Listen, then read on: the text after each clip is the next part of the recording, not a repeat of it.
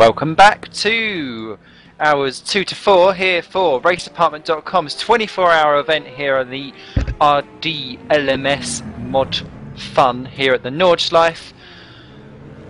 My name's Simon Smith. Joining me in the commentary booth currently at the moment is cameraman extraordinaire Simon Manoish, who daren't ever say anything to anyone in the world as we watch into the pit's 5th position. Shorin. Oh. Mr. Polish himself. Kolodzic. There we go. Kolodzic. That's the one. We've also got Roy Magnus and Joachim Skaustad, our Chuckle Brother duo. What up, bitches? Oh, that's hello. No, sorry. Not till later, Joachim. Yeah. I just have to say, I love that advertisement. Oscar Hardwick, of course, as well. Hello. I am still here, albeit being a bit quiet at the moment. That is all okay. And then we've currently got guest in here at the moment of Robert Wiesenmuller as well. Hello, Robert. Hi, guys. Hey. We've just while we was away, and that. Sorry, Joachim was just saying about how good that little advert was. I didn't see it myself. I was too busy whoring myself all over Twitter. If you've just joined us, whilst we was in the break, 5th position Speedmaster by OSR team basically went off trying to catch Bram Beelan, smacked the barriers twice in the same lap, and has now popped into the pits and is just rejoining in 7th position. So he's lost positions to Radek Zakowski for Sim Racing PL Raceboard and Zlablik's Perth for Simco Dream Team. So out in 7th, just ahead of Janis Paulik, in fact way ahead of Janis Paulik to be fair. Not good.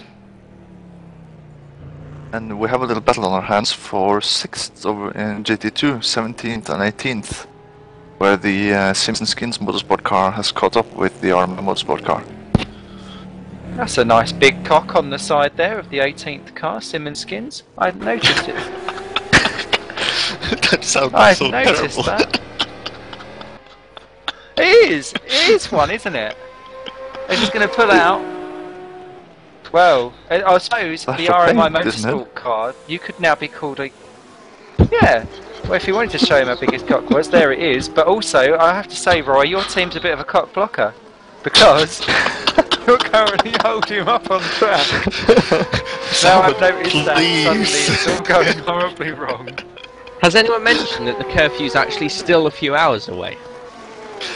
There is nothing wrong. Sorry, parents and children, with the just having one of those days. I hope your 2-year-old sister's not in playing with you at the moment, No, Oscar. she's asleep, which is why I'm not saying much. Okay. La la la. But no, Mashkin there for the Sim and Skins motorsport team. Piling on the pressure. He doesn't want to push himself forward too quickly. Nicholas Mashkin, he's really an interesting driver because he's a real racing driver. He has been seen in a German touring car, 2nd division kind of ADAC Pro car, driving in a Citroën. It's really nice to see real racing drivers also here in the online races with Race Department, and he's looking strong actually. He is, and he's looking like he's piling on the pressure for the RMI team. Suddenly Roy has gone very quiet as he looks pensive in his mirrors. Uh-ohs, but yeah, there's not a strand between the pair of them as they come over the top of one of the many crests of the hills, and he's pulling out to see what he can do. That's not necessarily a very difficult pass. Yeah, I'm going to say you don't pass there at all as they come flying round, but Nicholas Mashkin not really paying caution so much. That's dropped him away a little bit actually around some of these faster turns and using a lot of curb. That curbing right there is very dangerous. So steep that you can throw the car over the fence on the other side, just like that. Okay. You might want to tell him to avoid that one, Roy. Oh, I think he probably learned it.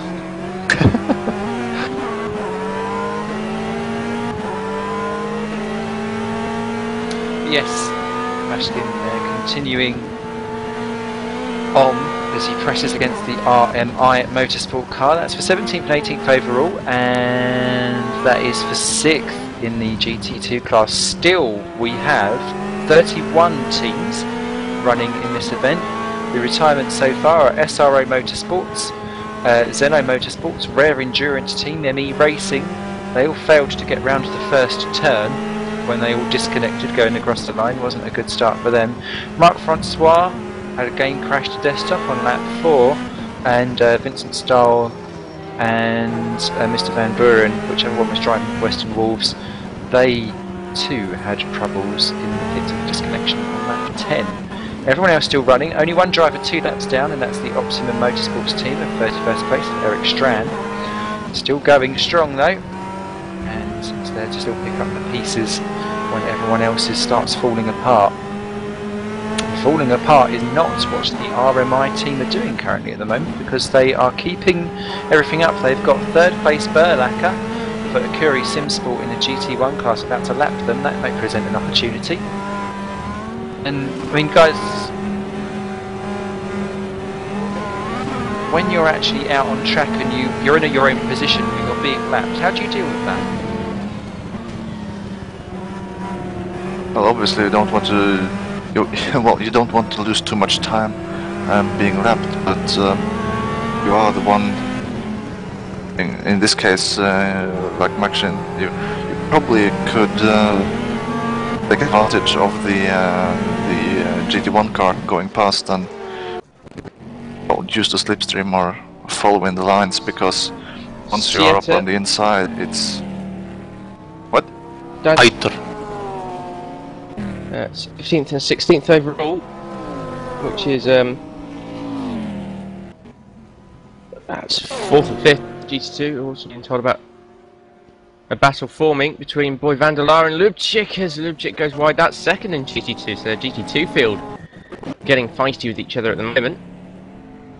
They are indeed, as Matchkin has off your screens just passed the RMI car for 17th and 18th overall. So that's that, as here comes the battle for 2nd and 3rd overall in the GT2 class. Boy Vandelar has got Roma Lubchik for a Curie all over him, and they're about to be lapped for the first time by Wilfried van Brink. This is a new experience for them around this Nordschleife, and they're not exactly moving over to let him through, but Van Brink, wily old character, he's not exactly going to dive through, as Lubchik's car looks very unstable around some of these tight and twisty corners. Unfortunately, poor old Wilfried is just having to sit pretty behind. But the thing is, he has over a minute gap to Björn Driske, so Lubchik. How close was that? I would have thought he would be a bit more careful, given that he has over a minute gap. Yeah. He really seems to be aggressive. Patience is a virtue that was not displayed in any way, shape or form in that move. Goodness me. So where are you from, Robert? I like your accent. I can't pin it down. I'm from Germany. Okay. That's solved that mystery for me. You don't sound German at all. We do, we don't. Yeah, quite few German drivers here in the race. Probably because, well, the Nordschleife are also in Germany. Very popular track. I think the 2nd place team, Björn Driske, it's a full German team, when I'm not mistaken. Would you say the Nordschleife's your favourite track? It's not my favorite track, but it's a favorite track of pretty much every other German driver. So what's yours? Not sure. Maybe Spa-Francorchamps. Norrisring. Old version, as Lubchik continues to hound Boy Vandelar. Oh, so you wanted 24-hour Norrisring then now, Joachim? I think 24 hours on Norrisring will be a pain for the brakes. I would love 24 hours. Norrisring is a pain for brakes. I like the Norrisring. It's Yeah, me cute. too. 24 hours there would be awesome. It's like doing 24 hours of Bristol. Yeah. Ooh, that idea. 24 hours on the Libden Hill race, rallycross track. Yeah. But to all our German viewers out there, you should say welcome in Dutch. No, not Dutch, German. Robert. By the way, I always wondered if there's. Oh, also... Lubchik! Ooh! Hello. That looked like fun. I always wondered if there's some kind of endurance racing on in oval racing as well. Well, you have NASCAR. Well, 24 hours of going round and round and round in the circle. And then there will be no car left after an hour.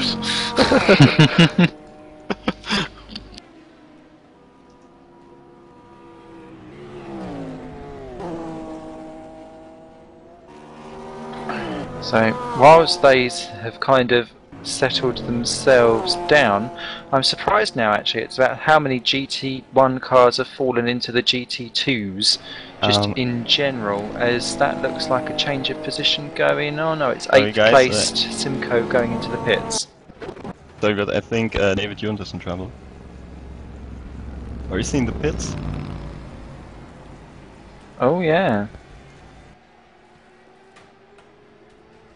Yeah, Simcoe in the pits with Pef has got a puncture as he limps in, but also it looks as though the other man that's already in the pits is... not that I can see him, his name's gone from me. Ah, that was it. Yeah, Roy Schroten. Ah, Schroten. Back on track, GPVWC, and that was a very long stop for them. But he's back going. Welcome to the race, P27, Roy Schroten. I think we're seeing a few more GT1s down the GT2 field, just because the GT1s have to make their pit stops first. Yeah, and the pit stop time is about now, isn't it? So. For the GT1s, GT2s have got a lap or two left in them. Yeah, something like that. Depends on how much you gamble.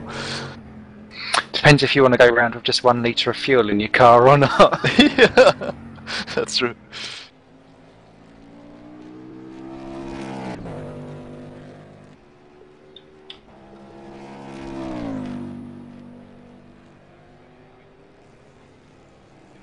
So, I was looking at the... Still Lubchik on Boy Vandalar is the closest battle, I think.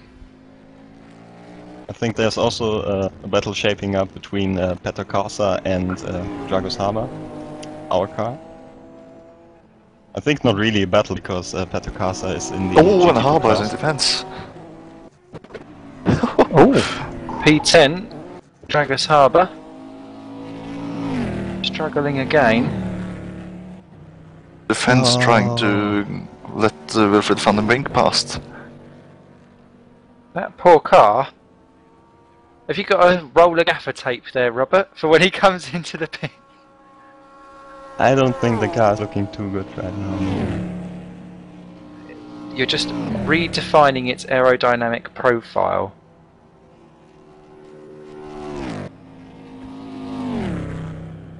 There's Lubchik now into 11th ahead of Van der Laar. Let me just see if I've got whatever happened there. Oh no, that happened. Yeah, Van der Laar just very slow out of one of the corners, and Lubchik just blasts through. Lubchik and Van der Laar again! Together on the fastest part.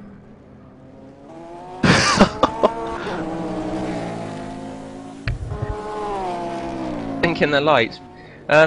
Again with the brown trousers corners, that's one of them. Oh dear, sticking your nose on the inside will never end happily. Deary me. Just while all that's kicking off, welcome to the race P14, Adam Egbeer for DSC Motorsports. Welcome, welcome, welcome. Also, welcome to P30 as well, Christian Nalapa for Sim Racing PL Race Board. Welcome to the race for you. Good to see some new drivers popping up into the timing sheets. Yes, and that's actually the only Porsche 996 that's in the race. Builder version. Not a popular car then. Well, there were a couple Marc of you. Francois, Oh, who was and welcome. running strong. Sorry, do carry on. No, sorry, you go. I was going to say that Marc Francois was, of course, driving a Porsche 996 early on for SBI Racing until he had his crash to desktop. He was running, well, somewhere between second and first in GT2. And our very leader of the race entirely, Pablo Garcia, is now in the car for 05 Motorsports, and on his exit out of the pits completely forgot to brake for turn 1 and went off into over the curb and made a right hash of it. So hopefully that will be his only mistake, because Wilfred, who we're used to kind of seeing him do well in the GT2s, but we don't see him lead. But yes, Wilfred does like to try and cover up all the mistakes that his other teammates seem to do. They're all equally fast. But Pablo does have a habit of being in the wrong place at the wrong time, namely the gravel or barrier. So, hopefully... It actually looks like the online simracing.de car is able to do one more lap than what the 05 Motorsport car did. But they are actually quite close on the track now.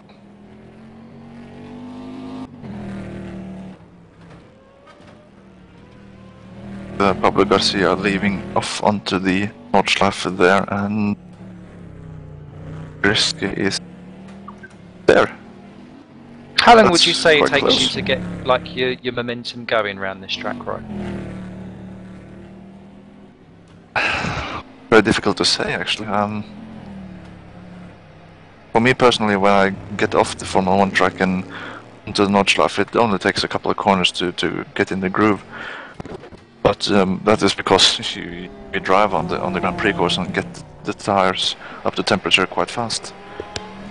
So that you got temperatures in the tires before you go out onto the Nordschleife and get a bit more confidence with the car.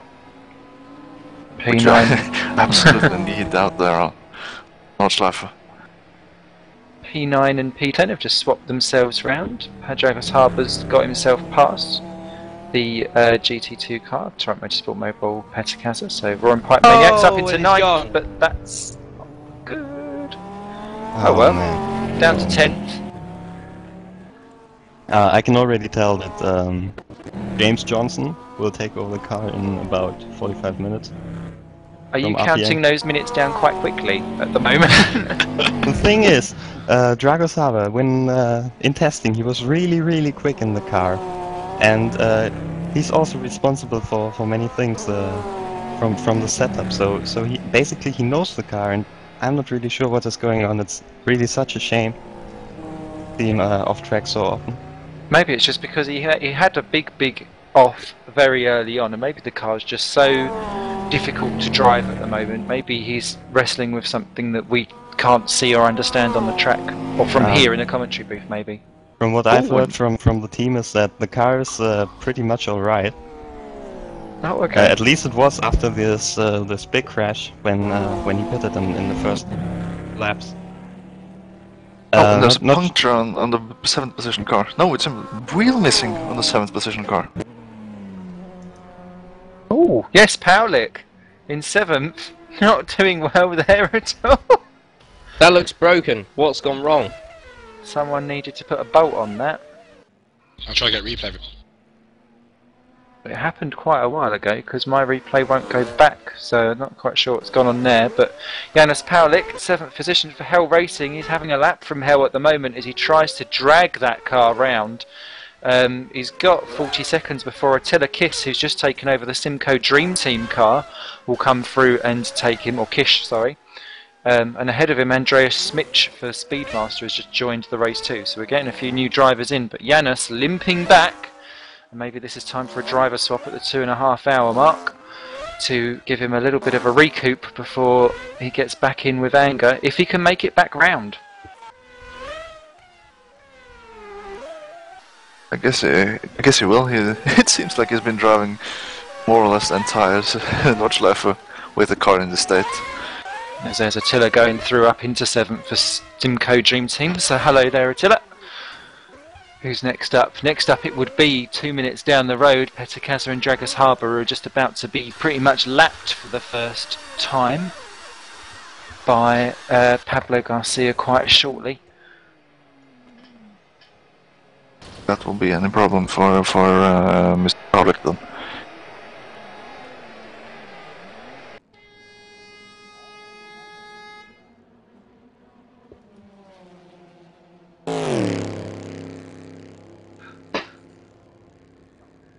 Okay, while he limps himself back to the pits with his lights on down the straight, let's just welcome a few people to the race because there's quite a few driver changes all happening all at once. 4th position, Sim Racing VN. I've got Lars Kolodwij. La la la! Yeah. Simrise Vereniging. And I'll look up the name. No, there'll be VN, but yeah, I don't know what Kolodwij, yeah. Vereniging. Tomic Camp for P5, Sim Racing PL race board. Welcome to the race for you. We've already said P6 Andreas Smich, but I'm not sure if we got him on our screens before, but he's new, so welcome to the race for Speedmaster by OSR. Attila Kish we saw. Also into the race down in P25 for Olympic Motor Racing Team, Robert Taylor. Welcome to the race. I can do that name, and that car's missing a bumper. Not a bumper, a bonnet. So that's been in the wars at some point as well. And he's got his lights on, so we're at 4:30 game time. So Pavlik overshot the box, and we've seen that in the RDLMS that's not any good at all with repairing the car. I tell you what is quite interesting is that Bjorn Drisky in second position, or Drisk, sorry, for second position in online sim racing, is just 4.9 seconds behind our leader Pablo Garcia. Admittedly, that's pit stop affected, but in terms of just race time in general, it's going quite quickly.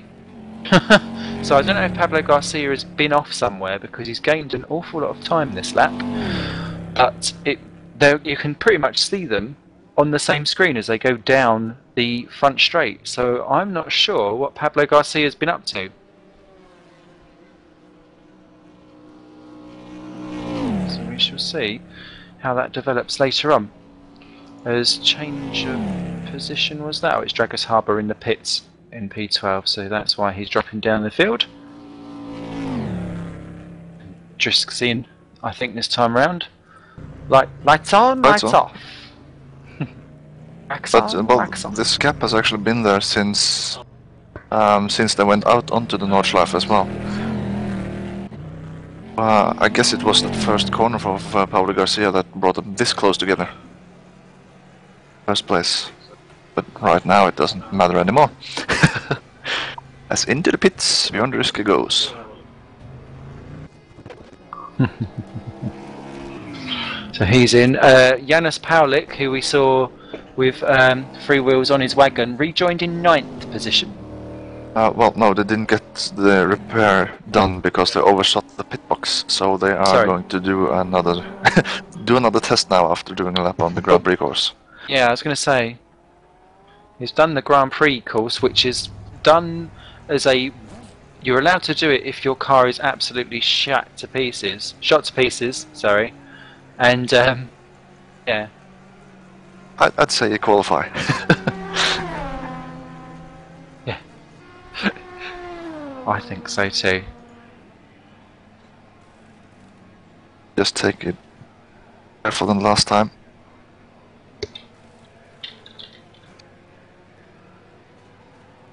No.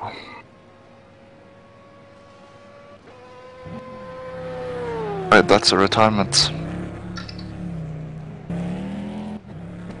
Shame, always a shame to see people retire at this still reasonably early stage of the race. Yeah, indeed. I do remember someone saying that the best thing was to retire early on in the race because then the pubs hadn't closed yet.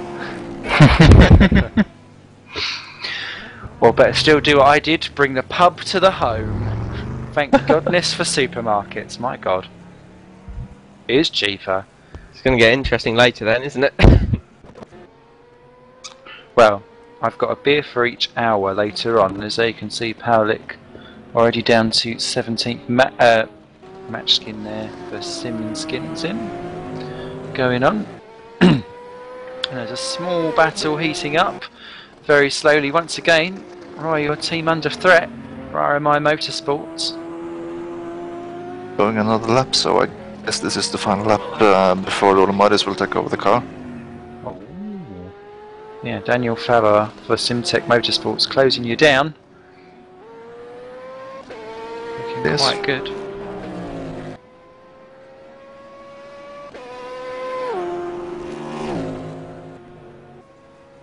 Also, there's been a swap of position right at the very back between the Sim Racing PL Raceboard teams. Actually, Christian Nalapa has overtaken Komizazak for their little internal battle. The Sim Racing PL team kind of really all on their own at the very back, but they're enjoying themselves 2 laps down and still ahead of the Optimum Racing car of Eric Strawn. Which actually, when you look at that car in P31, reminds me of Bet Lynch from Coronation Street.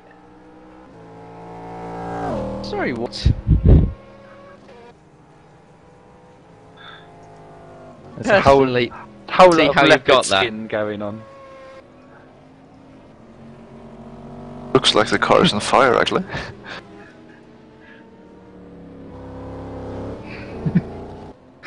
Yeah. So, One of the Swedes driving the car at the moment, then. I tell you what, we are going to have an interesting thought between Pablo Garcia leading the way. I've just got to see what's going on with the actual thing of things. Standa Ostadal there really is now taken over the second position car of Sim Racing, online Sim Racing, sorry. And no, I've confused myself. He's also the second pace car driver. Yeah, and he's going a bit faster now this time around than the last lap he did on the server. Of course, he's not behind me now. Quite correct.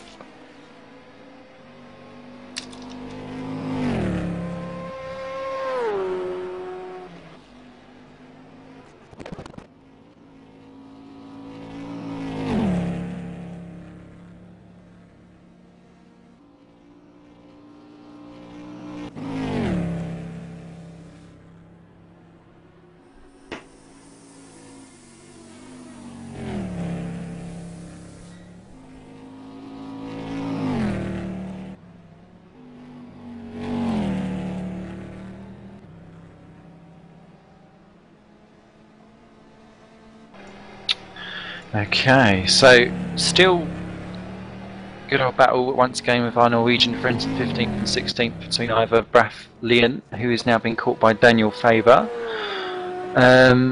Aside from that, who have we not really given any airtime too much at all? We should give them a little bit of love before things start heating up.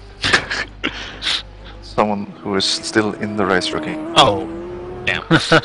I think we haven't seen the car on 19th position by Angelo Pedro.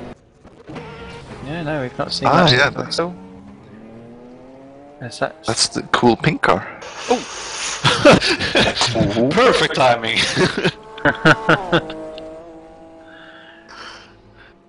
That's Angela Pedro for Ace Kite Racing in the GT2 car, going around someone who was off the track. I'm not sure who that was. Oh, it was him. Sorry, I thought it was. We joined him just at the right time there.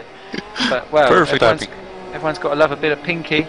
There's Martin Bolgen and Gary Allen are back in the pits from 25th position. I wouldn't want a pinky in the eye. There's a lot of. I wouldn't want a perky in the eye either, to be fair. But yes, Martin Bolgen and Gary Allen into the pits once again from 27th position, really showing how GT1 should not be done.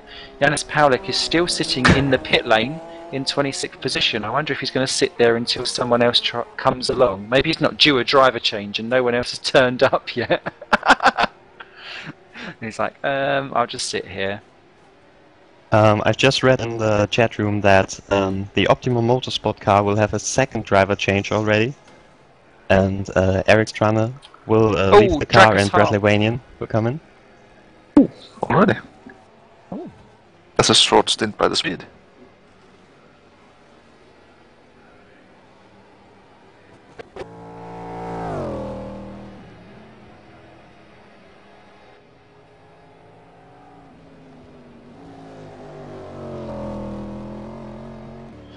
Yeah, I was just getting confirmation as to whether or not, if the suspension gets ripped on a car, you're out, and you're out for good. I'd assume you would be.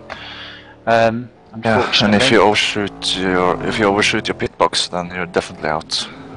Well, you could possibly drive another lap, but No, it's never worked in the RDLMS, so I guess it won't work here either. but I guess you had to do what's it called, driver swap to get it fixed. Yeah. Did say hello to Sergei Soldatov for the Ecurie Sim Motorsport GT1 car, did we? No, we didn't. Let's say hello. Yeah. Hello! Hello! Number 3 on the track, Sergei Soldatov. Isn't that a bomb? Or am I thinking of something else? Kamatov? Oh no, it's a chopper, isn't it? It's something from Metal Gear Solid, I'm sure about it. You lost me ages ago. Me too. Oh, no. I only do driving games. You only do driving games. Good job I didn't bother with my gaming quiz for later and just done racing games. Oh, I don't Oh, do yes. only driving games. Does anyone play know Minecraft. anything about GT racing? I know all about crashing games. Are those the ones that you're good at, Simon? Well, yes. In a word. That is why I bought Burnout Crash. Ooh, that's a funny game. That is a fun game, actually, to be fair. But what happened with the quizzes?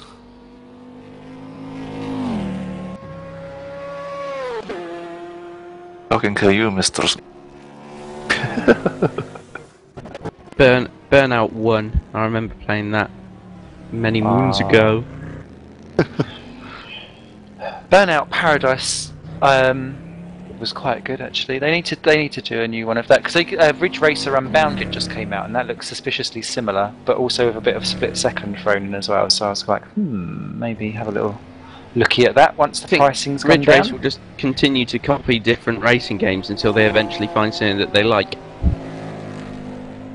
There's not been a Ridge Racer game for years, though, has there? There's Ridge Racer 6, I think it was, that was released very, very early. 3's lifespan. I don't even think I bothered with that. No, I'm sure I didn't.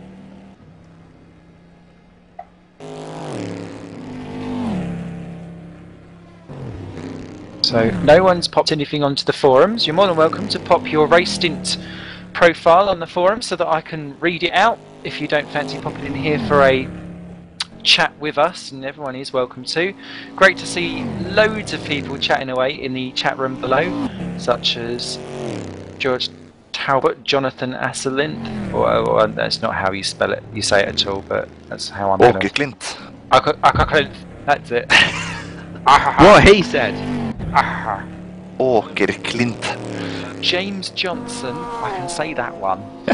And Chris Williamson, and Marcel Persch. Vladim Sinchenko's in there too, and Jan Wimensing, who I'm sure will be out on track for Rare Endurance if they're still going. Rare Endurance aren't still going. They're one of the teams that timed out. That's true, actually. Sorry, Jan, you're buggered. So yeah, that won't work at all. Just pull up with a beer, mate, or pop in here for a quick chat. We do like people in for a quick chat. Don't forget, you can tweet #RD24HR, and a few people have been doing that. I think people are just starting. Unfortunately, someone called Rezi Rispati has put Kashmeric unsmiley face. So I don't think that went down too well. Must be having times with that. A couple of other people were just popping in exactly what they're up to with their team. So that's all interesting to see. Don't forget your Twitter. And of course we've got good old Book of the Face as well, should you fancy going on that and being very social networky. All the different ways you can interact with us from the commentary booth. By the way, there's quite an interesting development on position 13 and 14. Stefan Seiter, he's catching up to Adam McBeer, and Seiter is in a GT2 car. McBeer's in a GT1. Crumbs. Adam McBeer. Been in the race since the start. Been in the car since the start of the race. I think Palmer was in the car. Yeah, Lee Palmer was in the car for the first hour and a half. No, I'm 2 talking hours about or the something. F430. Oh, sorry. Seiter been in since the Stefan start. Seiter. His I don't know, has been actually. in since the start, he has, yeah. It's Okay. McBeer who changed over from Palmer, wasn't it? So, yeah. He's doing well, and he's been in quite a lot of different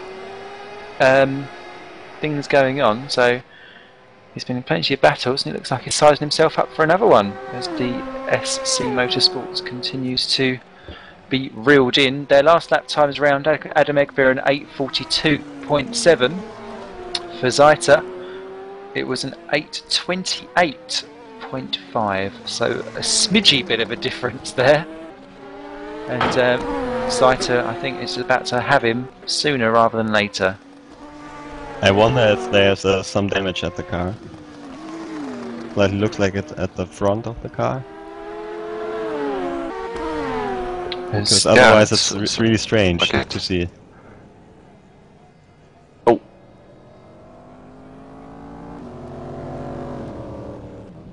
Okay. So, whilst that battle develops, we've also got another one which is causing lots of tyre smoke, and it's welcome to the race in 19th position, Vladas von Zavicius, sorry, for LT. I was supposed to be Savage. I haven't seen the route. There's Seiter and Eggbeer swap positions. The Seiter now up into 13th ahead of Eggbeer as he runs some 10 seconds a lap slower. But von Zavicius for LT United currently clinging on to keep Sergei Yashin behind. And we had a driver swap in the 12th position car in GT2 for sim race Vereniging Nederland, with Westerbob taking over the wheel. Wester, awesome name.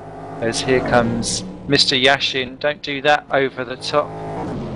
As they go round Janis Paulik, who's somehow still going. I don't know if he's having another go at trying to get round. Either way, it's not really working and they need to stop that. But somehow von Zavicius continues on. Let's look at the lovely sunset. Beautiful stuff. I know, very picturesque. And Komisarczyk has just spun as a spiker. What position is he in? I can't see. 29th overall. He's back going again now. Okay. No, Komisarczyk there, back going again. He's in no danger of being caught. As here comes Yashin again as they come around to the faster turns on the straight, which makes no sentence at all. But I knew what I meant. Yes, I did mean kinks, not terms, but I thought if I'd say the word kinks, everyone would just accuse me of being a filth. We do that already. I know, but here comes Yashin, looking like he's going to be vicious on von Zavicius as they come across the line. Something's changing. Oh, it's Nalapa passing Bulgin and Allen as the GT1 continues to drop down the field with its pedestrian pace, but still going nicely. Still on the black stuff. Also, just while you... actually no, we'll show him on the track later on because this too is still good, but Bradley Vanian has taken over the Optimum Motorsport car in last position, but Yashin not giving up on von Zavicius yet. And if we go to position number 24, that's a genuine fight for position between Robert Taylor for Olympic Motorsport Racing and Roy Scroton, GPWC Racing. That's a lot of spelling.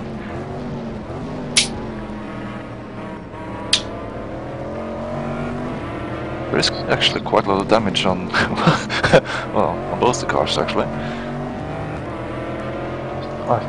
I challenge anyone to not be damaged by the end.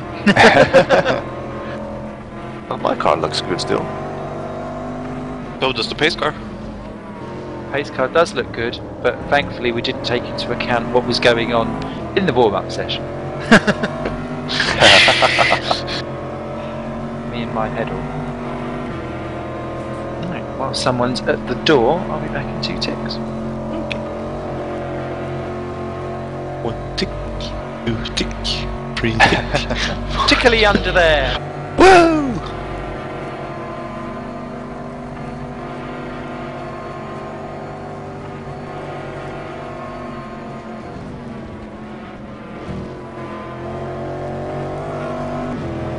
These cars have a great sound. Ooh! Yeah, the sound of the bikers actually. Real nice. Rumbling. Rumbling sound. Oh, and Taylor's off. Jan Force does he make the chicane? No, it doesn't. Careful on the re-entry! Yeah, that was good brakes on the spiker. And Rush Rotten is past. That could have been really ugly.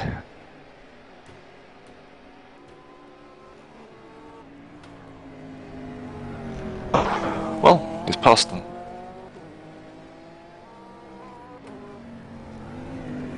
And he pulled away.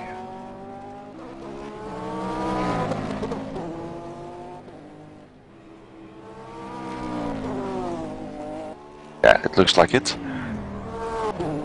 Going straight away from him. But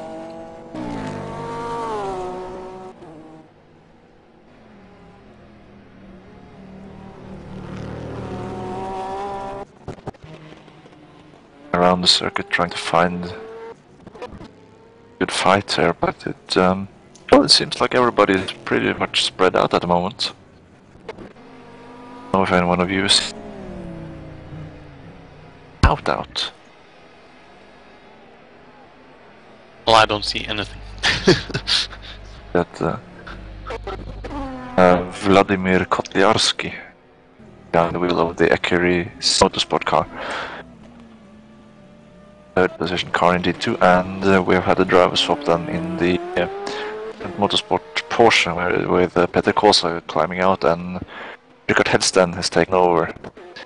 They are in second GT2 as Boy Vandler do another additional lap then, compared to what Kosa did in the Porsche. Maybe when there's not so much going on at the moment, we can use the time and speak about other series, real motorsport series. And in the WTCC, Ivan Muller has taken the pole position at Valencia from Gabriele Tacchini and Tom Coronel. It has.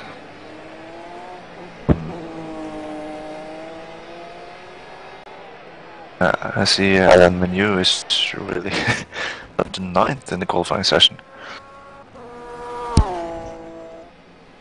And at the same time, the BTCC qualifying is running. No, come on, guys. And Not everyone's watching these things. Spoilers. Let's focus on the race in hand.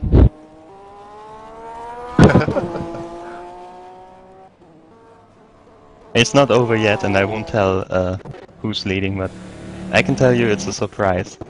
That's all. Like surprises. Well, it's a weekend of lots of motorsport actually. Well, BTCC, WTCC, the WRC, and isn't it the opening of the European Le Mans series as well?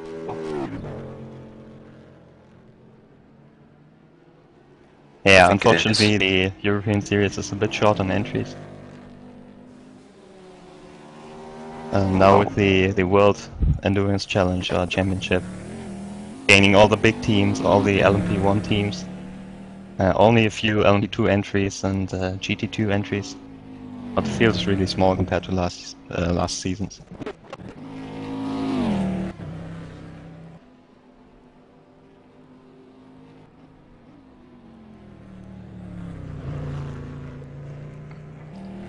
True. I'm not sure if we've mentioned him, but Danny Schubert has taken over the Speedmaster by OSR. Berlin. Our race. And positioning. Roll.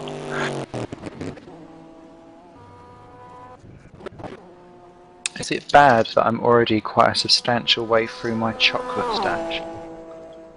You're not the only You one. cannot possibly be as far as I am, Simon. I can tell you that. I've been munching away since the start, quietly behind the scenes. I'll tell you My what. Eastern egg is almost empty. Oh no. I think we're all going to have to book ourselves into a diabetic clinic at the end. Yeah. I'm I haven't gonna even started on my chocolate yet. have to after the race after I've been up for how.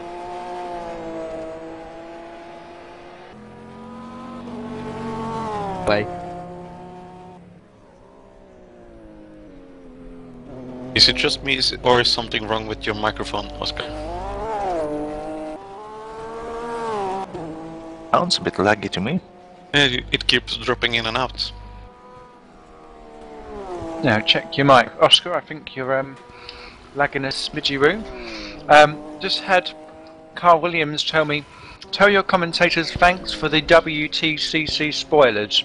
So I suggest we don't do any more. Okay, I Maybe think upset. I will use this as a good reason to leave the broadcast now. I will be Head in back. shame. I will be back later in the night, and I will prepare some other spoilers for you. Going out of the boom. Okay, Well, guys. good luck for you and the rest of your team. Yeah, I hope so. In 15 minutes, James Johnson should be taking over from Dragosava. If there's a car left. Yeah, there will be a car left. I'm 100% sure. Well, we've got Who more knows? wheels Time than will Janis show. Paulik, so it's going well. Driver swap in car number 7 on the road with Speedmaster by OSR. Andreas Mick is now behind the wheel. I suspect that car number 8 on the road, Boy van der Laar, is on his way into the pits on this lap. Was that Janis cutting the pit line there? I just spied. Naughty, naughty. Let's see what he's in. George Pole's also in, and he's having a driver swap to Chuck Penfield. Chuck. Oh my god, I'd well want to name my child Chuck. Oh, and that's going to be a bit close on the exit there with Bradley Vanian there for Optimum Motorsport. They all came out together. As actually Bradley Vanian now overtakes Janis Paulik, and so Paulik is back into last position, but he's not getting that wheel added on, and I think quite soon he'll be told to go away. I was wrong, Boy van der Laar actually go for another lap. We shall see, but yeah, Chuck Penfield, welcome to the race there for UKNL in 25th position, so that's good to see him. Don't know if anyone noticed Waterblue Racing, Alvin Wavers in 22nd has joined in as well, as has Regis Limek for Ace Kite Racing in 19th. So lots of new names who I've never seen before, so this is good to see. I do like people who are new and grand entering the fray. Throwing themselves out to the challenge. Yep, I had a dodgy button for my push to talk. Sorry anyone on the stream who was hearing me sort of come in and out all the time.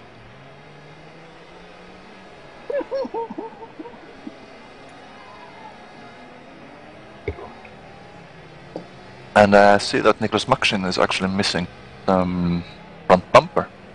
Right-ohs. That's no good. So we should, I think, as a telekiss of making a bit of a mistake in 6th position, or if that was lag, let's choose someone and go on an onboard lap with them to allow our little cameraman a little bit of a break. Well, I wouldn't say little cameraman. I know, he doesn't need a break. I think that obviously his fingers, whereas I just sit here chubbing out and chatting away, he's hard at work, spazzing out like having an epileptic fit, going up and down the field trying to see what's going on. So he deserves a break of who? He deserves a round of applause actually, Simon Manish. Yeah! Unsung hero of Sim Racing Land. Is that you or your sister, Oscar? No, that was me. Although I can hear my sister in the background, you guys can't, and I may well have to go to the rescue any minute now. Who says we can't? Okay, let's jump on board then with Pablo Garcia. Going around some of the faster corners on the circuit, and let's see exactly what it's like to be a leader of the pack. I'm a leader. Oh, he's fishtailing out a little bit there. I'm a leader of the pack. What song was that? Was that by that paedophile man, Adam? I'm not sure. Let's talk about the music later on, after the thank you. That's true. I can't remember. Anyway, yeah, but let's pop on board with Pablo Garcia and ride a lap of fun with him.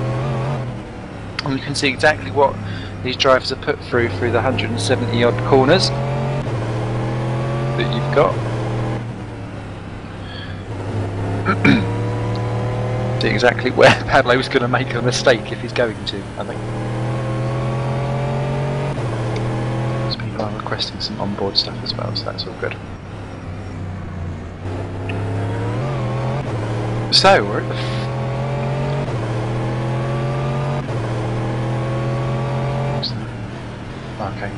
we're at the 3 hour mark, pretty much. How's it been for you guys so far? It's been good. It's nice to know that we are, what's that, roughly an eighth of the way through? that means there's only 7 more of what we've just done to go. Hey, time flies. Does indeed. Time flies when you're in the barriers. I'm actually looking forward to how we're going to do through the night. Currently, I don't believe I'm saying this, I wish I was racing. I really do. It looks like fantastic fun. Get out, Henry.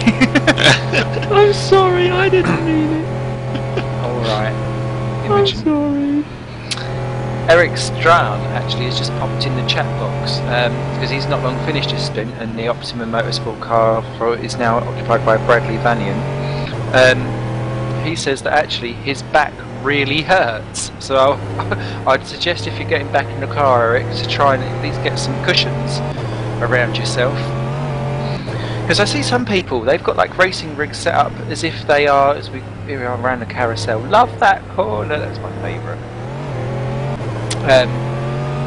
Some people have got like full rigs set up as if they're sitting in an actual like racing chair seat. They do. I suppose it would help with immersion, but that must be a bit sore on the old bum. I'd get none bum. I would. We've got a guest in the chat box. In the commentary stream now. Have we? Yeah, I'll try and keep it quiet. Oh. Wow. We shall see how that one goes. But yes,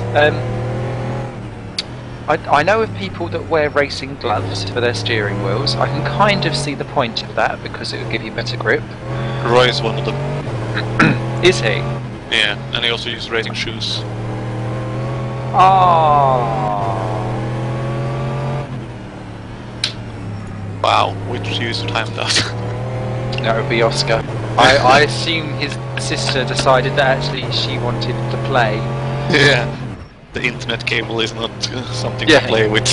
Yeah. I don't want a LAN party, Daddy. Ah! Fine. But yes. Oh wow. So are these like gloves and shoes actually called racing gloves and shoes, or is it just really? Yep, correct. They're not just like sports shoes.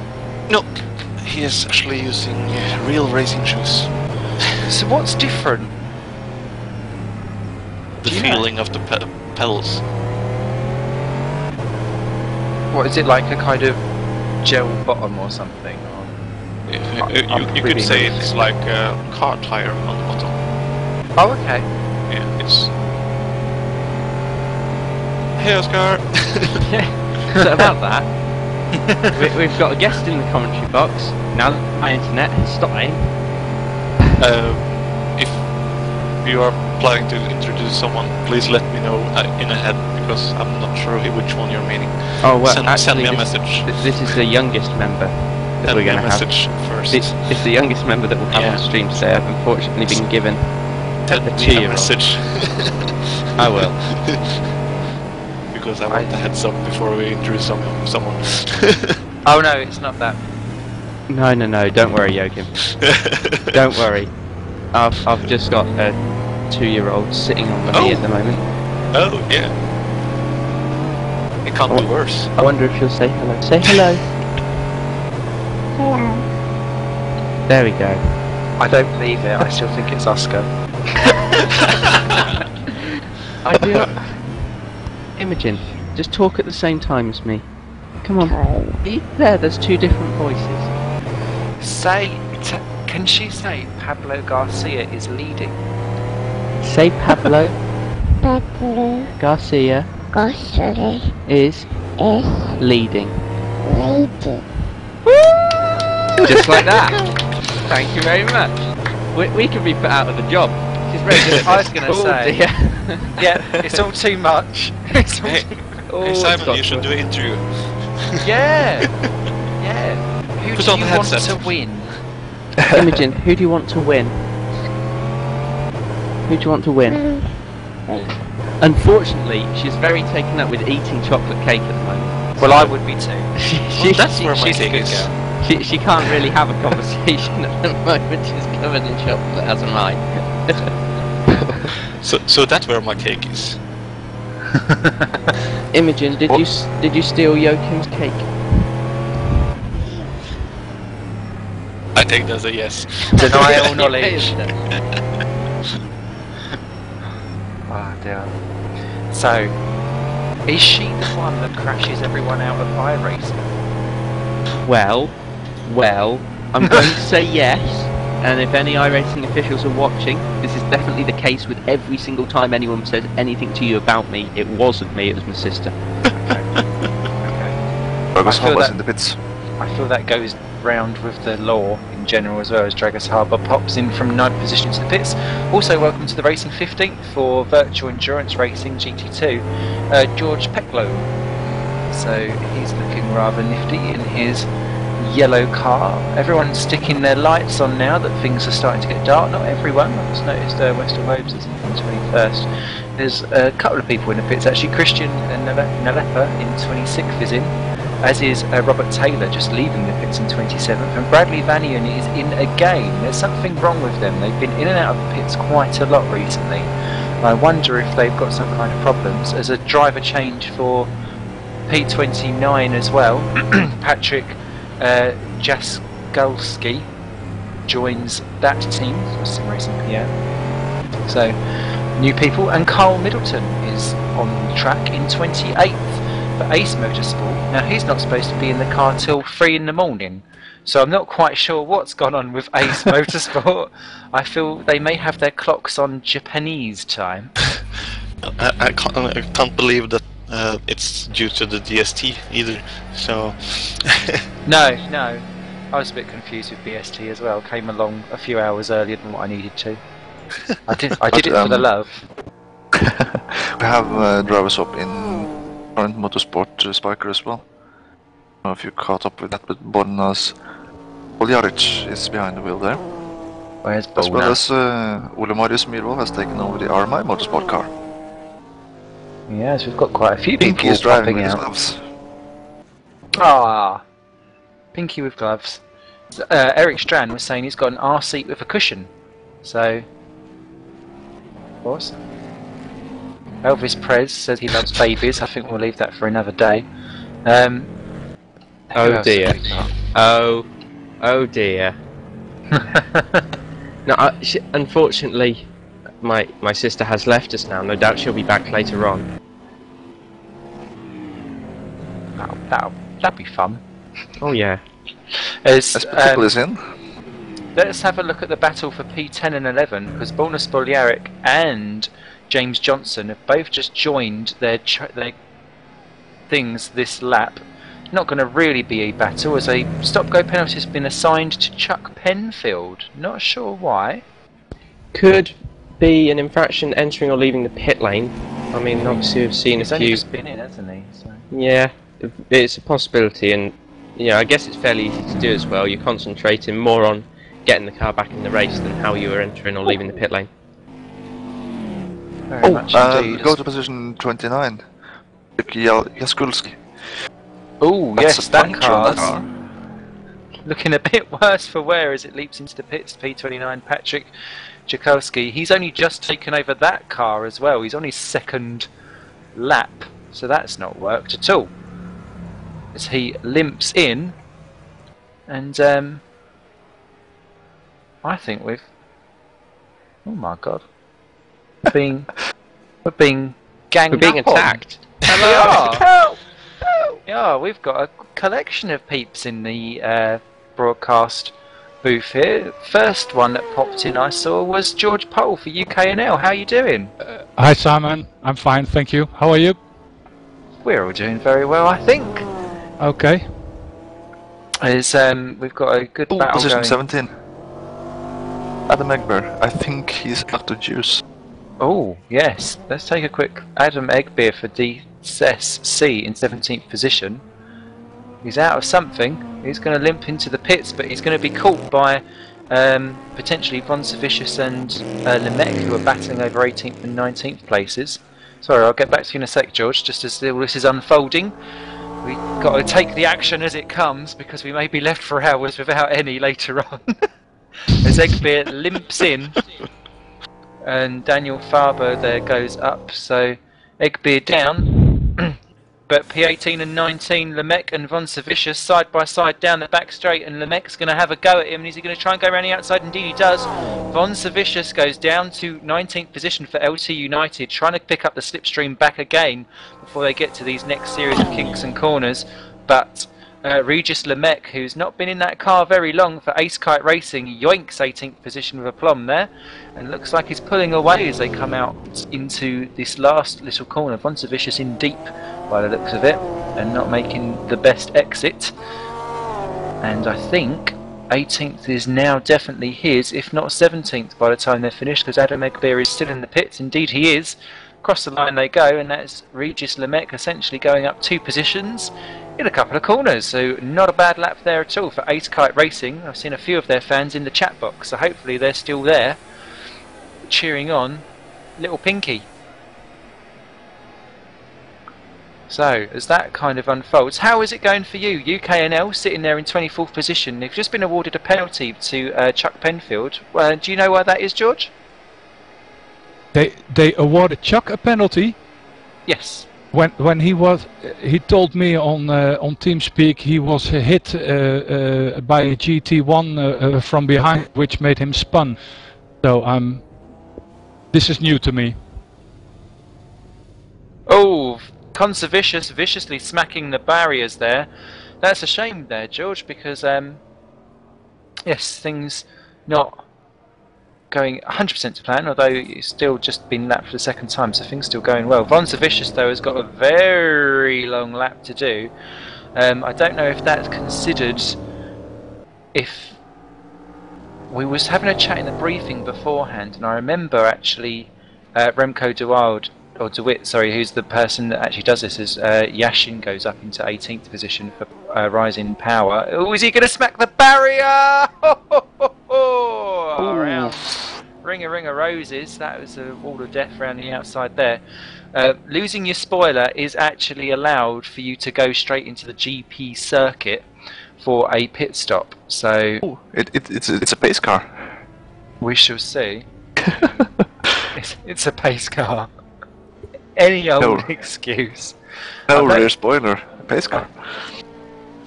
Oh, I thought you were trying to get the pace car out. Oh, no. I don't want Joachim out on the track before he absolutely have to. Interestingly, Janis Paulik, the free-wheeled car, has parked in the garage but actually exited out of the pits, and that's Von Savicius just parking right next to him as he wallops down the pit lane. So that won't go well for him. Someone's just changed position elsewhere as well, but I think it was that. Oh no, it's Schroten going past Von Savicius on his way into the pit, so that's okay. Right, now that that's all sorted itself out, potentially we're going to have a battle for 4th and 5th soon, as Thomas Kampf is being caught by Lars Kodwelch for Sim Racing Vienna. Add me Mr. Simon, says Dragos. 2 seconds, we've got a few people in here first that we're going to go through. So yeah, when are you back in the car, George? Yeah, I just did my stint. I handed over the car to Chuck, and he's doing his 9 laps now. So I think I'm on again for 2 or 3 hours. The guys don't trust me to drive in the dark, and they're truly right, because I seriously dislike this track. Oh, But I'm sure it loves you too. Yeah, but the guys want me to enter. I always say it's great to have rally racing on it, but you don't put GT cars on it. But that's just my humble opinion. So I'm glad I survived my first 9 laps. But I'm still a bit pissed off about that penalty you just told me about. Yes, so language Timothy, we'll end that for now. But good luck for the rest, George. I'm sure you've got plenty of time to make that all back up again. Will do. Bye-bye. Bye. We've also got Jonathan in the chat box as well. Hello. Yet to actually get into the race yet, but when are you due? Unfortunately, I won't be able to drive because the computer I bought broke when I was mounting it together, so I will have to wait for new parts. No. You know, Simon, these Swedes, they don't know how to build a computer. Uh-oh. Yeah. Battle of the Nordics commences. Yeah. The Vikings. It's not good at all. So, oh well, that's a shame. But who are you cheering on then today? I'm cheering on my own team, of course, and I'm also the time spotter. But I'm also pretty happy if RMI Motorsports. Yeah, exactly. I'm a bit tired at the moment. If they finish good. And Never mind. Or you. Oh well. Enjoy the rest of the broadcasty day. We'll get back to you in a smidge. I just want to. We've got a few people in here, which is we've gone from nothing to everyone Yeah.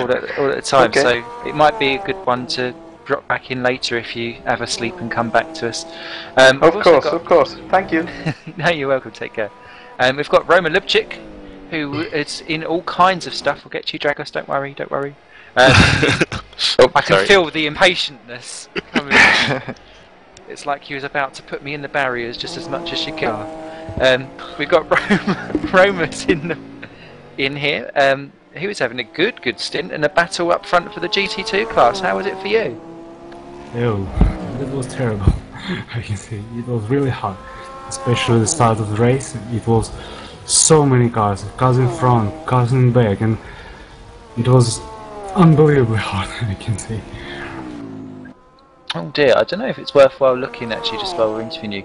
I think Carl Middleton in P27 has damaged his right front. I'm not sure if it's just the way the car is looking or not. But it's Carl Middleton, so I expect there is damage, but it just looks battered. Robert Taylor's also dropped down the order to 28th whilst all this is going on as well, so he's been in the war somewhere along the line. But, I mean, if that was terrible and awful for you, Roma, you was actually up the order doing well. What was you expecting? Oh, I was expecting just right, good, not to do a mistake, and keep our position. What I did, that was rather good than bad. Boo. And Wester Wobes there is just past Adam Egbeer for 19th and 20th positions. Egbeer really struggling at the moment in the DSC car. Good battle about to commence for second in the GT2 class actually, with Akuri Sim Sports being closed down by Torrent Motorsports, Vladimir Koltarski being closed by Borna Spoljaric, so that's going to be on your screens very shortly. What's your plans for the rest then? Are you getting back in the car, Roma, or are you done for the day now? No, I will be back in the car, but I don't know when. It's in the beginning. I don't know, really don't know. But I will be back. What? When you've had a sleep. I think tomorrow. Yes, tomorrow. Not today. Just so important ways to sleep. I just don't know. It will all be fine. You need to enjoy it. Oh, I really enjoyed the first few laps. It was hard, but it was just brilliant. I can't say anymore. It was just brilliant. Good stuff. Good stuff. Well, Ames, please sit back and enjoy the next few hours before we get back in again. And last but not least, Mr. Harbour himself. Woo! Hooray. He was the last man in, dude. So sorry, I had to leave it to the end there.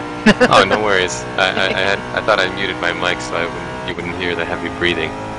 That's okay. I slightly enjoyed it. Very nice. Very nice.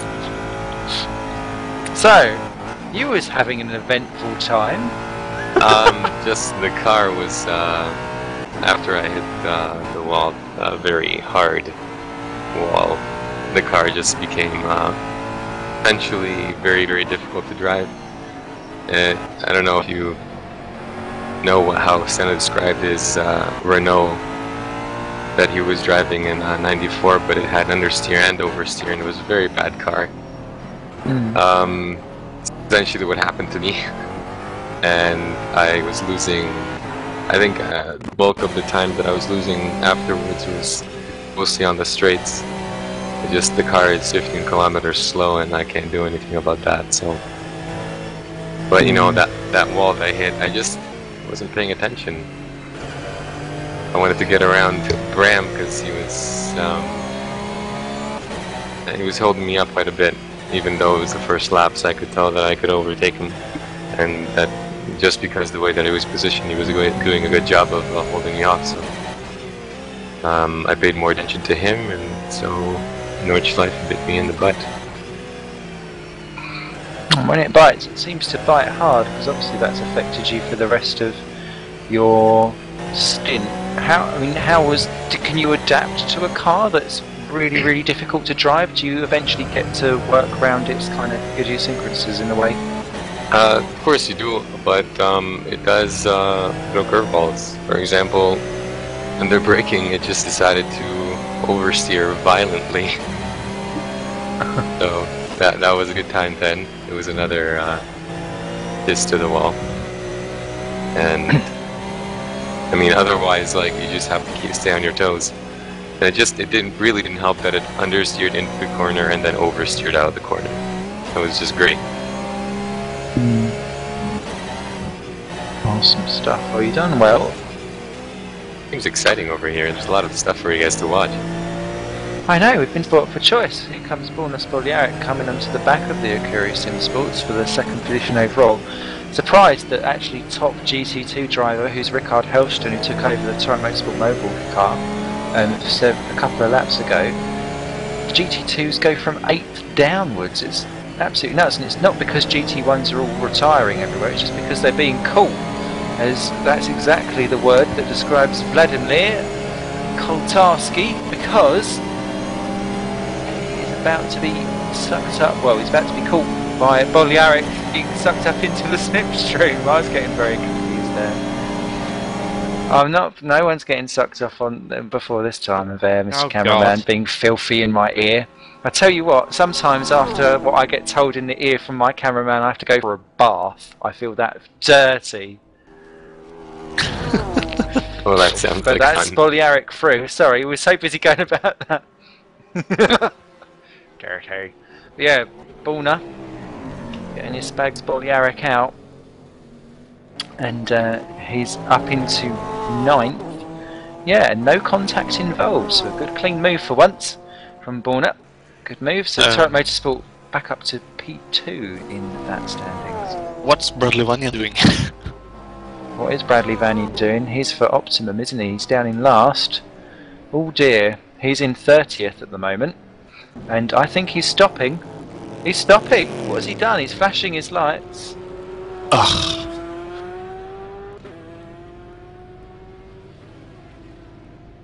Let's see what happened to him. No, I can see him. Yeah, he's not having a good time in that, so that's unfortunate for Optimum Motorsport. I say they are out because that car is smoking. He's stuck on the curb. Ooh, plop. Apologies everyone that's complaining about the Acne commercial about people kissing. I hope they're not kissing the spots. If you install AdBlock, apparently it stops it. So I haven't gotten any advertisement at all. have you not? No. I think it's country specific. So I've had plenty of ads when I've been watching the stream. I don't know how you lot can watch the stream. I've got it paused. I'm just sitting here on thingy-bob. But yes, not grand. End there to the race for Bradley Vanian and Optimum Motorsport as they all come to a crashing end. And they're our first retirement that isn't a DNF. Straight off it says suspension. There is no lies. As Nalapa pops into the pit from 27. That's a shame. Are there any particular black spots around this track, Dragus, that seem to pull you in like a magnet? There's some interesting parts where the entry to the corner, when you're on the edge of the track, it's just grassy, and if you're a bit too close there, it catches you off guard and you slip off. And obviously there's a bunch of S's all over the track that are tricky, especially the quick ones, and if you unbalance the car, it'll come back to haunt you.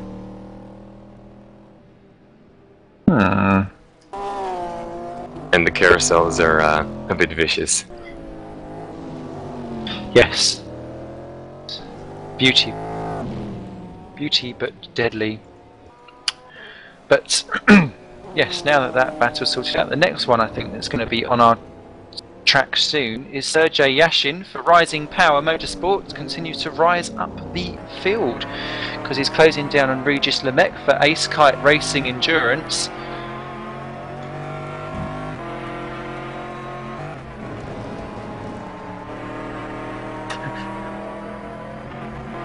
So yeah, the sun slowly sets down on the Nordschleife, giving us all pretty colours. Not just pinky on the track, we've got pinky in the sky too. So lots of pinkies to be perking about.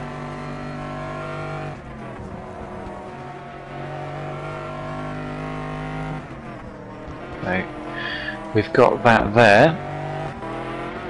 And there you go, Bradley Vanian now has left the game. So with that, including Janusz Paulic out as well, we're now down to just 29 teams left in this race at the 3.5 hour mark.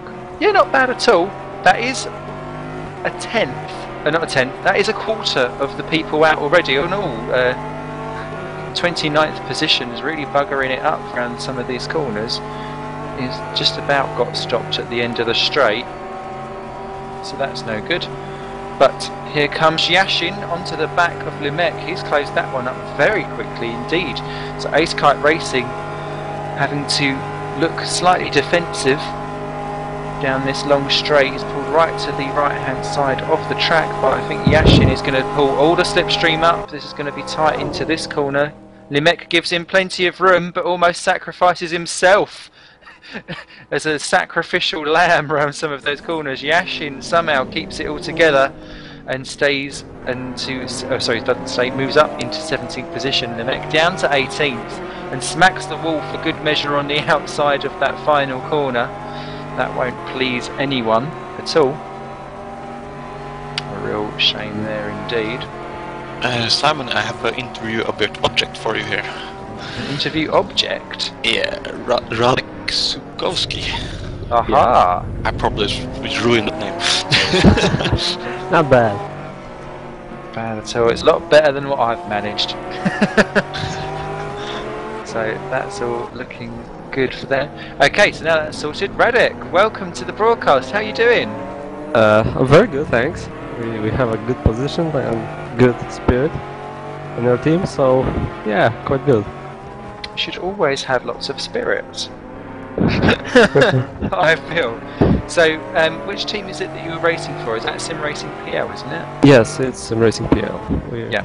In third at the moment. We have had 4 teams, but one of them just had disconnected, so 3 teams remains.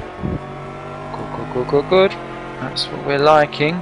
And we saw you having a good couple of battles while you was out on track. How was it for you? It was pretty good. Nothing tough. I had mostly battles with GT2s when double. Not really. I didn't have fights with GT1 cars, to be honest. And when are you looking at getting back out onto the track? I think it will be around 9 PM, 9 PM.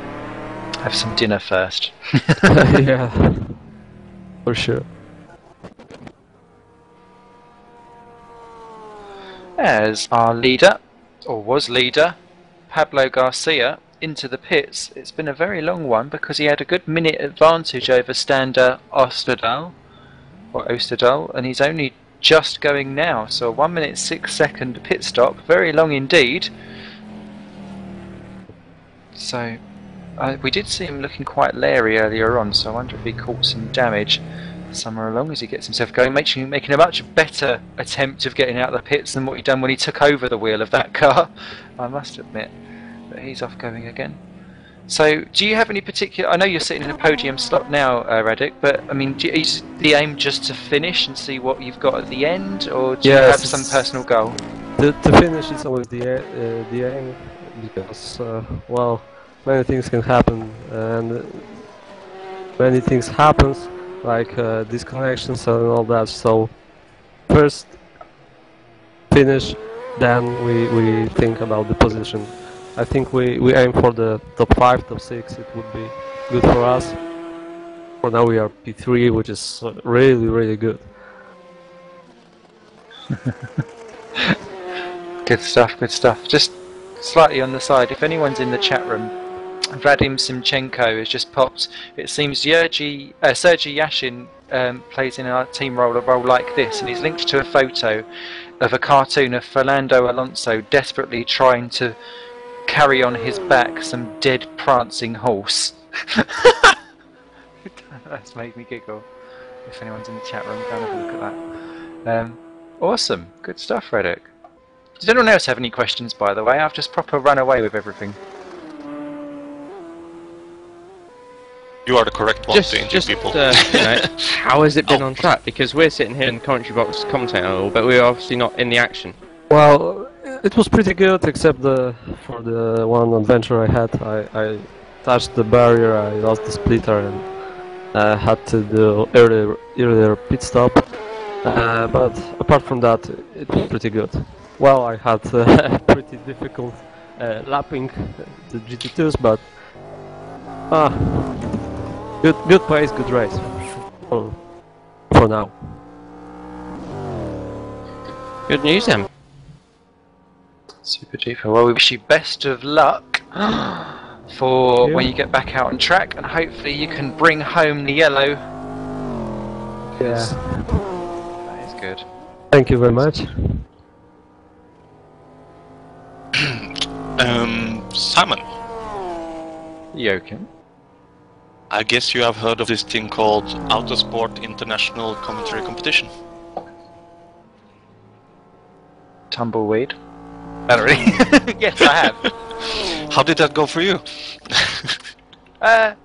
It sucked. No, I didn't win.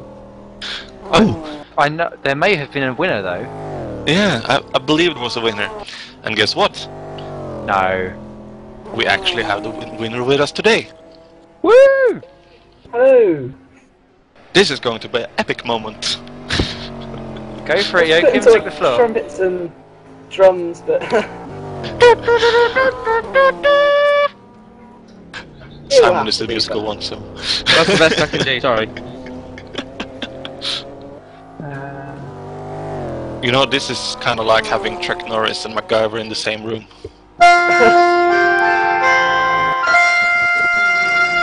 There we go. Thanks, Simon. Welcome to the RD24 hours. Thanks, it's really an honour to be here, sort of thing. I mean, I watched the last race and thought, you know, really like to try and get involved in that. And then I remember being asked and was like, yeah, hey, you know, it's going to be such a big opportunity. So hopefully I'll try and do as much as I can, and it's looking like it's going to be a good race. It has been a good race for the last couple of hours. So yeah, we're 3.5 in. We've had plenty of action. There's plenty more to go. You've come in just in time where we're starting to think. Well, I'm starting to eye up my beer stash. So it's good that someone's going to come in and try and pull up my attempt at being professional, at least to some kind of substandard level. So yeah, I think the timing is impeccable. Have you... Start again. Yeah. Blah, blah, blah. So where are you talking from today, Liam? I'm talking from Devon. It's rainy. Again. It's normal. I mean, you know, it's like a sort of run home from work in excitement after eating my dairy Lunchables. So I'm all ready to go, and we've just been joined in the commentary booth by Bradley Vanny, and I saw actually a few months ago Bradley actually seemed to retire from the race. Like, so was there a problem with your car, or? Yeah. Well, I've recently taken over the car, and on the first lap, there was this just going around the track, and there was this Ferrari, this sort of grey Ferrari that had rejoined into the middle of the track. I had nowhere to go.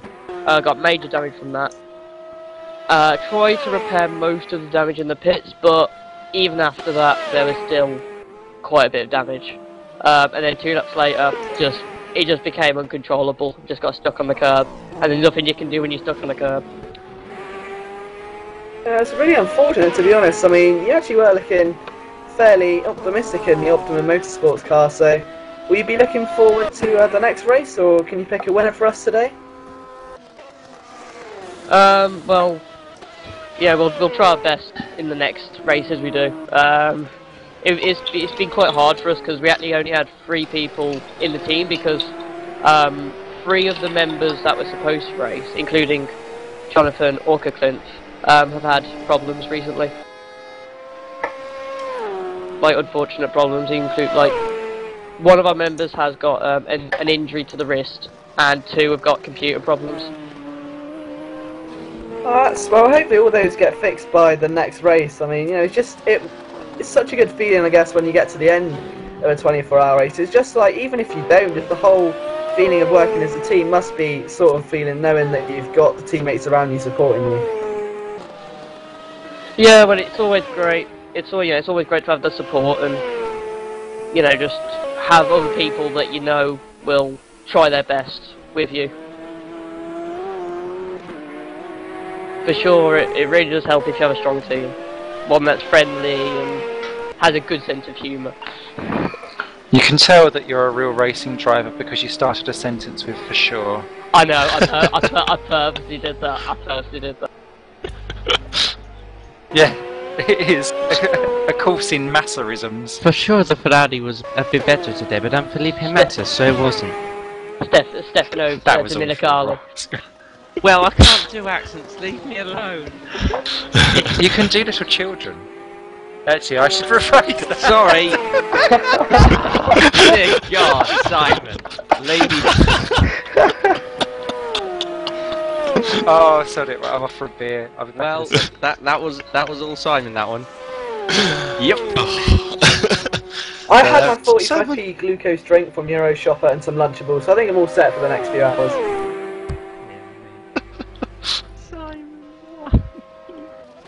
And anyway, talking about like good team, Jonathan, he wasn't able to race, but he helped us with sort of, he was a spotter, and he also helped during the incident with the grey Ferrari. So, you know, may not be racing, but still just as helpful. Well, I gotta do something for the team, don't I? I mean, what you're watching on screen at the moment is actually looking quite intense. You see the number 98 car just pushing his way past. To be honest, I think that's probably my favourite corner on this Nordschleife circuit. It's such a bank turn, and it's just so hard to actually get the line right as you put the car on. Because I mean, there's so many little bumps there, and the wheel can just flick in the opposite direction. You can find yourself in a wall. So to take that corner right time after time for like a 3-hour stint takes real skill by the driver.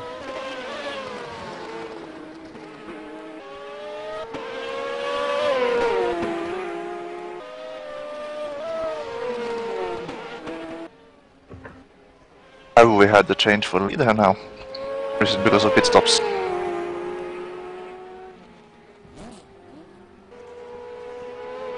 Or is my microphone not on?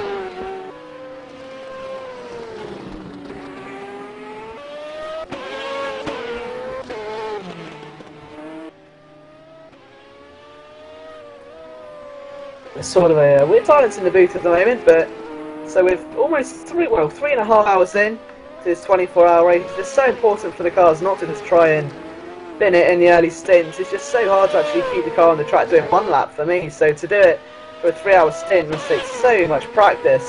I mean, just to get a competitive time around here as well, it's around 8 minutes a lap. So you do that in about 3 hours, it's going to be a good 30-40 laps. So these drivers really are 100% focused, and it's just so important that they don't make any silly errors and try and bring the car home. I think that's the most important thing here today. As I guess is the case with any endurance race, but 24 hours around a track like Nordschleife, probably more so than us. Yeah, I mean, this track has a reputation and for a very good reason. There's such a high rate of attrition we've seen in the past races here from different series, but it's just a complexity. There's so much different levels of sort of height on the track. It's just you can be going uphill, then downhill, swoop left and right, and it struggles for the car sometimes to actually keep up with the sort of densities of the corners, and it's just so hard to actually try and keep the car in a straight line for me doing one lap. So you can really appreciate just how hard it is to drive a lap round here, but you don't really get that feeling unless you try and drive one. So I'd recommend you just download R Factor and give it a whiz and see how you go, because it really is a lot tougher than it looks on TV. Yeah, I mean, it was said earlier that because of all of the rises and undulations of the track, you're never braking in a straight line on a flat surface for a corner, and that's why everyone keeps locking up. Just simply because of how the cars have to handle around a track that's as demanding as this one.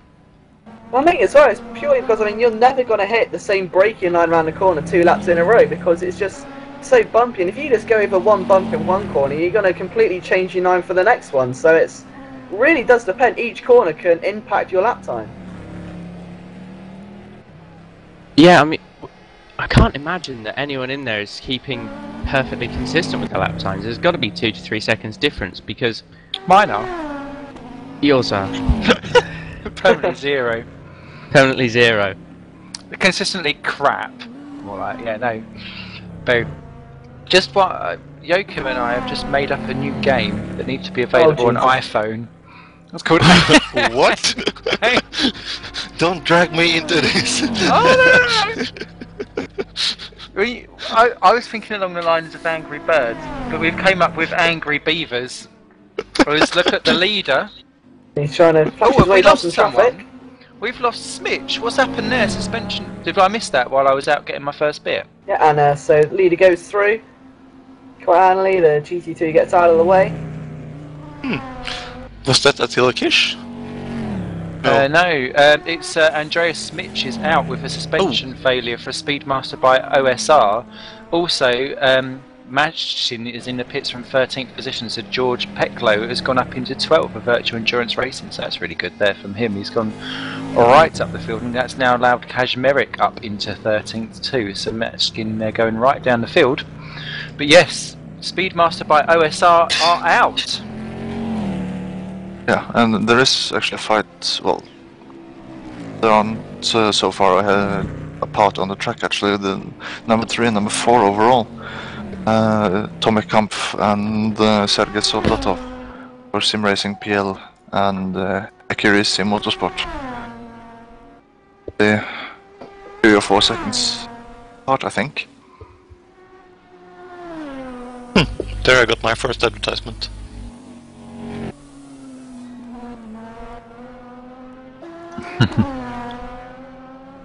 That's strange. No, I know, I think we're on an advert by the looks of it, so that would be why.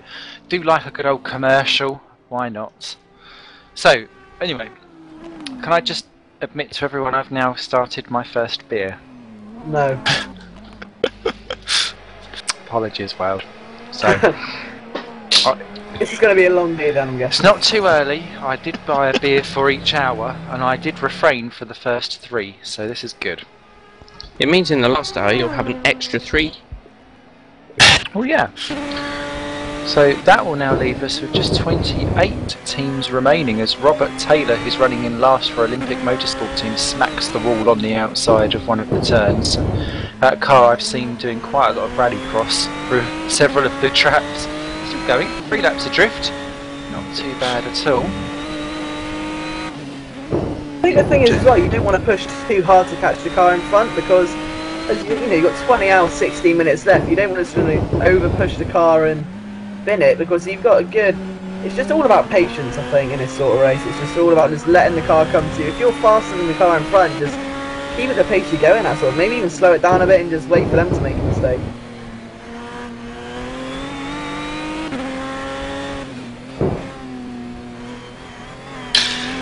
Or Bradley won't kick you.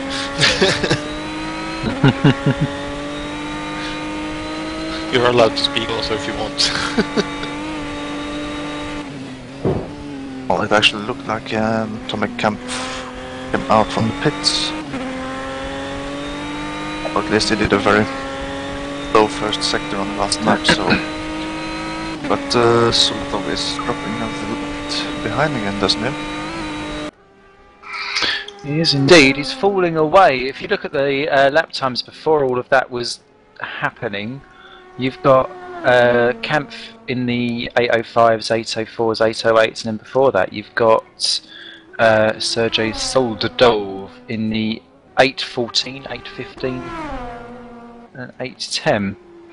And we're thinking that there's problems potentially with the 05 car by the looks of it, because Pablo Garcia has done a 9-minute 33 last time round. So that can't be good. It was an 8:37 before, so he must have been back in again, but he wasn't due to pit, even if he did pit, because he's only been 7 laps since his last pit stop, so not really the time to come straight back in again. So I'm wondering if he's either out of sync or if he hurt himself, and well, not hurt himself, damaged the car and has a problem somewhere along the line. I think what will be interesting as well is, especially as the track begins to get darker, what drivers come onto their stints during the twilight as the track starts to get darker and it's not quite dark enough for lights, but not quite light enough for them to be turned off. And it's just going to be one of those really tricky lighting situations where you're banking on just your driver instinct. Because...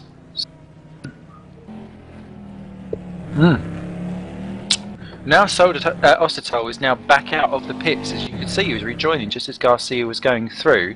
Garcia now doesn't have a minute advantage at all, does he? They're pretty much round the same couple of corners. Suddenly battle for the lead is beginning, and Ostotol, by fact of not binning it several times, is suddenly very much in the running for the win. We have a car going very slowly on the track, position 24. Ace Kite. No! Porsche. Looks like Not it's Pinky. got a puncture on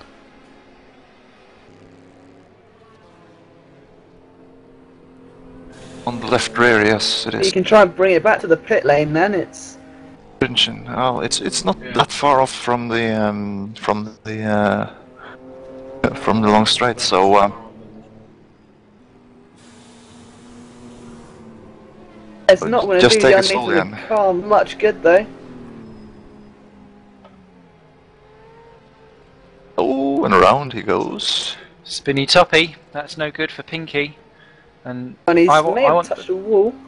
I want the car back as Penfield goes through. Good stuff there. Chuck Penfield up into 24th. Good reaction times because poor Regis was stuck on the racing line as the car's bottom drags across the floor like some fat person that's on some kind of bad body program. And, well, being large, maybe that body program. The McDonald's body program. Ooh, slander. They make salads, you know. Just a couple apples and a bit of carrot. Here's your salad. It's got some green bits in it and some yellow bits in it, and then we covered it in mayonnaise. It's got all of the fat in the whole of the world in it. I did watch a documentary about how they made their milkshakes, and I still ate them afterwards. There's Lemec there diving off the track to let the other drivers through as Carl Middleton goes up into 25th position, still going for Ace Motorsport, which is really going above and beyond what I thought they would be doing. So, good move for them. And Adam Kosminski has taken over the Sim Racing PL team in 27th. So welcome to the race, Adam. He's next on the list to go through as Borna Spoljaric pits from third position in the GT2 class. Then, in the DSC Motorsports, and I think he takes a bit of a distaste to me, if I'm honest, but that's another story. A distaste? Yeah, not really that friendly. Oh. He tends to abuse me a bit over Facebook, like when I spoke to him. He's not very nice to me, so I just kind of let it go now. But oh. Honestly, I've never spoken to him before, and he went mental after I won like the competition, and he just went mental because I won and someone else did. I can't remember who it was, but someone didn't win, and he went mental. He doesn't like me now. I don't know. We just inadvertently caused some kind of massive drama. Well, Facebook scandal. If I had £1 for every time someone was mean to me, same to be honest. I'd be extremely rich. I'm going to announce him a challenge over this. If he can beat me in a good old-fashioned game of Tekken 3, then he can abuse me all he wants. Oh, and we've got a pit stop then for the 1066 Racing GT1 car of Mr. Belgin and Alton. They've been very quiet of recent, actually. They dropped nearly to the very back of the pack in the GT1, which is quite a shock in a way, because they should technically be in the faster category car, but still going well. They still share their PCs between Martin Bolger and Gary Allen. I believe, what do they have to do when they get to the... Do they have to hold themselves still at the end of the pit lane because they're sharing? What is it, a 10-second stop before your pit box, and then you can go on to make the pit stop? Okay. Well, you know, it seems to me like they have their game plan way ahead, and they're following it, you know, regardless of what's happening around them on the track. I did like the fact that when they knew that they weren't in the battles with people that they were ahead of on the grid, they just dived out of the way. It was very passive, but it ensures their survival. As Garcia coming up towards more traffic, and that's a very tricky place to go for a move, if I'm honest, but did it very well. Just off your screen, Lemec pops into the pits from 27th, recovering from that puncture, so that's good recovery back to the pits for him. But Garcia and Osterdahl covered by just 3 seconds now as the battle for the lead continues. Next up for Osterdahl to lap is Egbeer and Garcia on the grass as they go around Jazowski. Just about going 3 laps down there for the Sim Racing PL team. There's once again a car between the leading duo, which keeps it good, and that's now the gap up to 3.8 seconds round that sector. But Pablo, I know his driving style is very flamboyant, but it does make you wonder for an endurance race exactly how long it's going to last sometimes.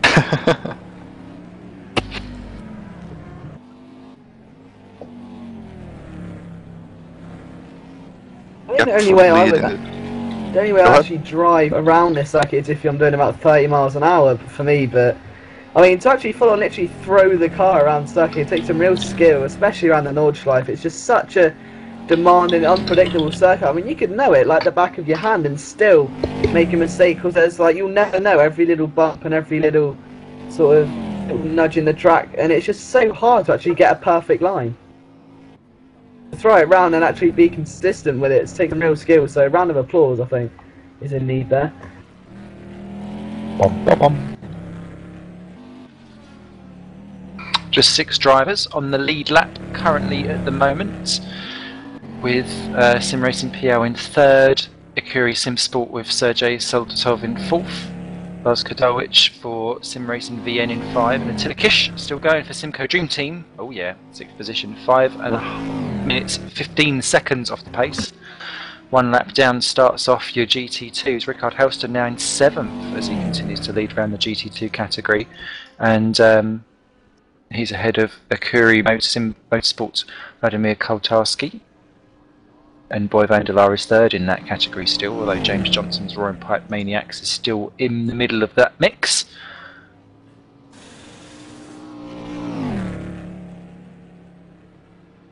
Okay, and as we come to the reset, Patrick Jazowski in 28th position is in trouble, but he's got to the straight and he'll limp back to the pits for repairs.